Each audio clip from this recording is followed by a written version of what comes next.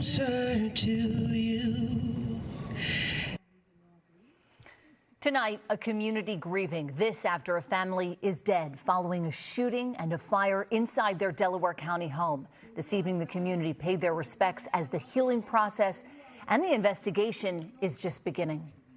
Thanks for being with us for NBC 10 News at 11. I'm Rosemary Connors. The family tragedy started Wednesday when police went to a house in East Lansdowne for reports of a child shot. 5 members of the Lay family died, and the suspected shooter, who also injured 2 responding police officers, is a relative. Authorities discovered all 6 bodies inside of the home. NBC 10's Brian Sheehan reports on the vigil tonight and the balloon release held earlier.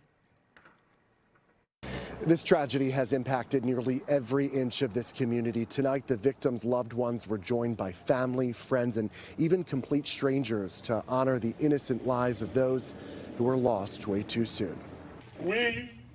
Many never understood why this tragedy has been falling on a family so beloved. Through tears, prayer, and song, When darkness comes, it always do. mourners of all ages surrounded the family of Brittany McLaughlin Lay. The loving wife and mother, her husband Sue, and their 3 children, 17-year-old Natalia, 13-year-old Michaela, and 10-year-old Xavier, were killed Wednesday in a shooting and fire in their East Lansdowne home. This is an unimaginable loss that no one can fathom, expect, or prepare for. Authorities believe Sue's brother, 43-year-old Conley, most likely killed them Wednesday afternoon before getting into a shootout with police and ultimately torching the home where they all lived. Brittany's family remembers Sue as a dedicated father and husband, Brittany a superhero and homemaker who led the family. They say Natalia was getting ready to graduate high school. She was so kind, humble, smart.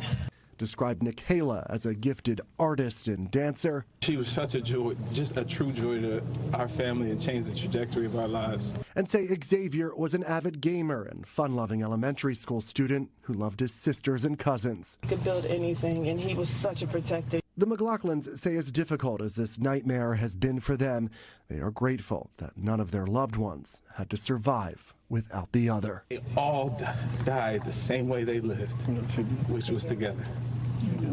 They lived together and for each other.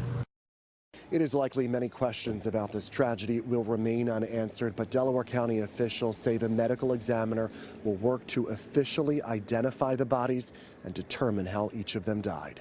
In East Lansdowne, I'm Brian Sheehan, NBC 10 News.